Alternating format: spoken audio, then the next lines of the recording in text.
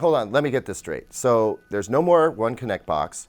It has fewer local dimming zones, but yes, it is the flagship 4K TV for this year, but also there's another model, the Q95T, that isn't coming to the US.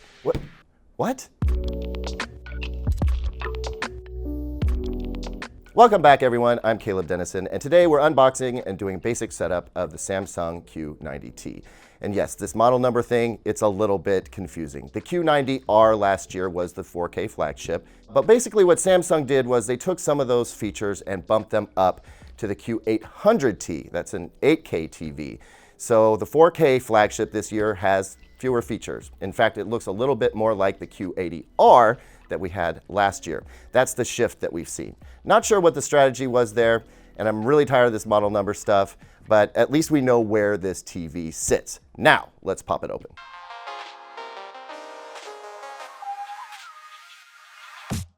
Here's everything that comes in the box. We've got a quick setup guide. Hold on to that. I might need it for assembling the base. Then there's a power cable.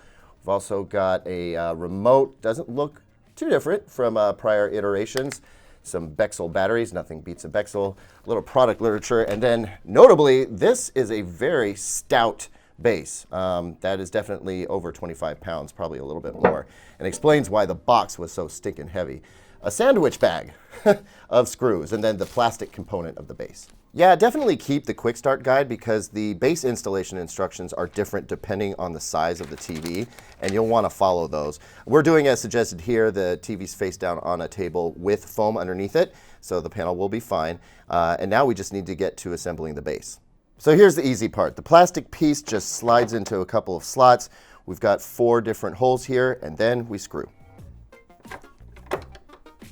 The next part, not so easy. Definitely need a friend here. You're going to have to bring the TV to the base, and then it kind of slots into these 3 little square sections, and then we've got 4 more screws to get this finished. Whew, that took some doing, but here we are. And a couple of things I noticed when we were setting this up. One is this has a flat back, and it's also got that kind of groove texture thing that Samsung's done before. Also, unlike the Q80R, instead of having legs at either side of the TV, we've got this very heavy stand in the center.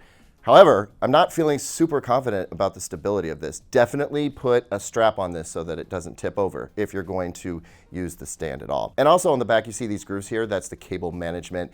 And yeah, hope your HDMI cable is not too thick because it's a little tough to get it in there, but it's serviceable. One final note before we turn it on.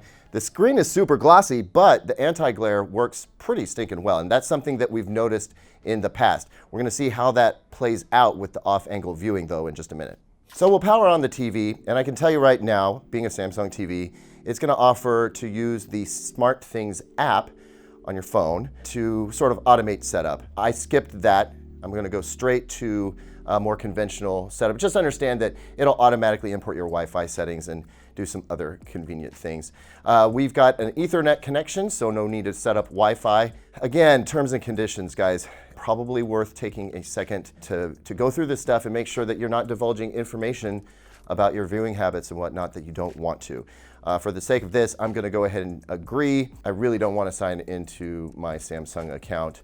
Definitely selecting Amazon Alexa as the voice assistant. I have had nothing but difficulty with Bixby. Sorry, Samsung, it's just not worth it.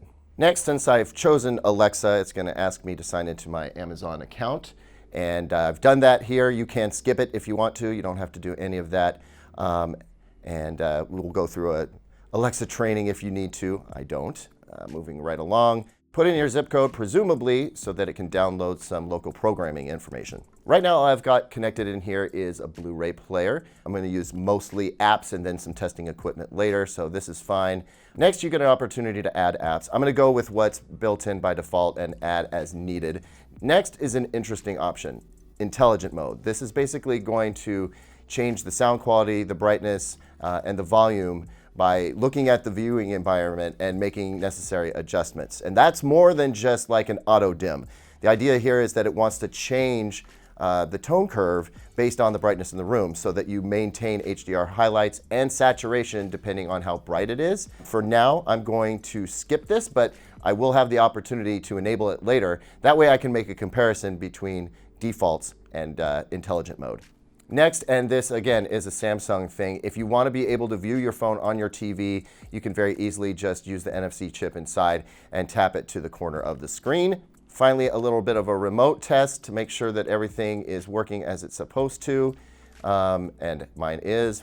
And now we're finally ready to start watching TV. Fantastic. And boy, I can tell you right now that this picture mode is not going to do. So let's do what we always do and get straight into that. I've navigated to picture settings. Obviously, this is the standard mode. That's to be expected. And we'll go straight to movie. There's only 4 presets right out of the box here. Might as well go for movie. Yes, it darkened the picture. We can adjust that later if we want to.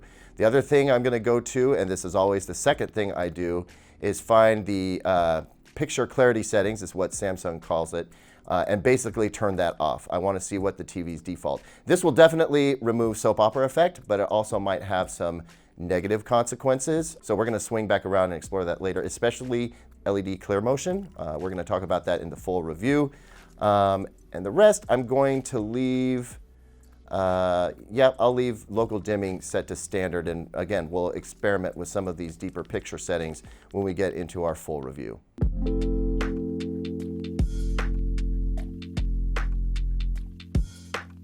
As you know, Samsung uses Tizen for its smart TV interface, and it's absolutely fine.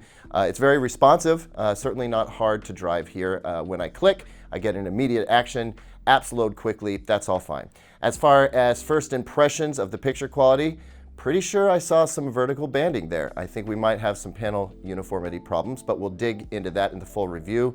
Also, I'm seeing a little bit of noise with low bitrate content. It seems like the banding is being contoured out a little bit, but I am seeing some noise. So we'll want to explore that a little bit more deeply for the full review as well. We definitely have a pretty TV here, both from an aesthetic standpoint, also some of the picture quality elements, but there are a few things to dig into. I think we're going to learn a lot about this TV in the full review. Thanks as always for watching, everyone. What do you think about Samsung's move with the Q90T? It is $1,000 cheaper than the Q90R was when it came out. Hit me with a comment down below, like, subscribe, hit that notification bell, and as always, visit digitaltrends.com for the latest tech news and reviews.